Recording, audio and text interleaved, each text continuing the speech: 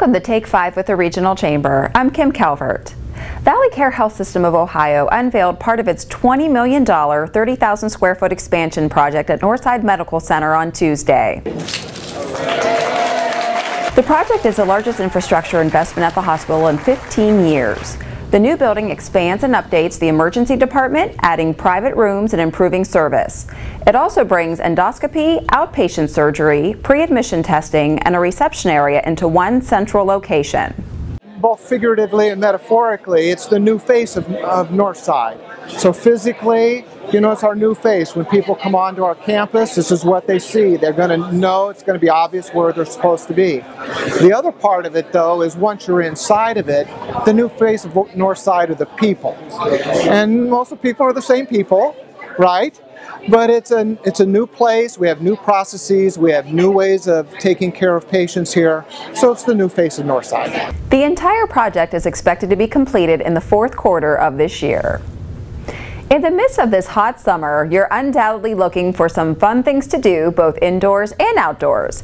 We'll start in Sharon, Pennsylvania, which has something very few cities around the world have. It's called Waterfire, and it's an arts and music festival that culminates with the lighting of dozens of braziers along the Shenango River. Chelsea Miller tells us more about this unique festival. These volunteers are out on the Shenango River preparing for one of the most unique festivals you'll ever experience. Waterfire Sharon started last year and attracted 70,000 people during the first 3 events. It's an arts and music festival with an interesting twist.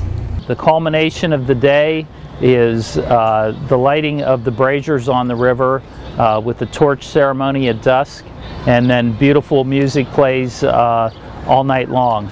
There are 55 braziers, or floating baskets, anchored to the bottom of the river.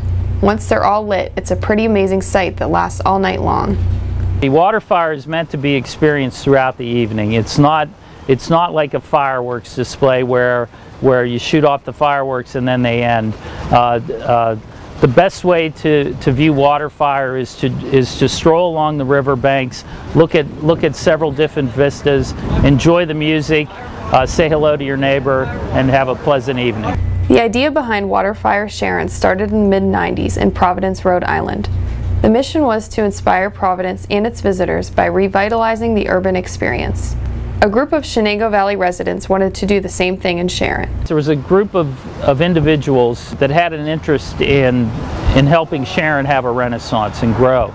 So we were looking for ideas to utilize this great natural resource that we have going through our downtown, which is the Shenango River. A small group, some were interested in economic development, some were interested in tourism, some were interested in promoting arts and culture, and then some were interested in highlighting the natural resource, the river. When they came across the Waterfire idea, they knew it was a perfect fit. There are now 700 volunteers that help put on this free, family-friendly event. And it's one of only 6 Waterfire locations around the world, including Providence, Columbus, Kansas City, Singapore, Rome, and of course Sharon. It's not the answer to economic development here, but organizers say it's a catalyst, bringing people and businesses downtown and pumping money into the economy. For Take 5 with the Regional Chamber, I'm Chelsea Miller. This year's Waterfire Sharon events will take place July 19th, August 23rd, and September 27th. For more information, check out waterfiresharonpa.org. If you want to beat the heat, then look no further than Kent State University's Trumbull campus in Warren, where Theater Summer Stock is educating and entertaining people of all ages. Good morning, Baltimore. Actors ages 14 and up are currently rehearsing the popular musical Hairspray. The show runs July 18th through the 20th, 25th through the 27th, and August 1st through the 3rd. But this isn't the only production going on here at the theater. The Summer Stock program also offers shows and classes for children as young as 8. I think that young people learn how to work in a collaborative process where their position is unique. So in sports, I can play shortstop and you can play shortstop and I'm easily traded out. In shows, you are doing your role and nobody else knows how to do it. So they have to count on you to be unique and to develop your talents toward that role, but also to work in a collaborative environment where everybody's role is important. For more information, email trumbullboxoffice@kent.edu. We hope you've enjoyed this edition of Take 5, and we'll see you again in a couple of weeks. With the Regional Chamber, I'm Kim Calvert. Take 5 with the Regional Chamber is produced by Mahoning Valley Productions, where we tell your stories.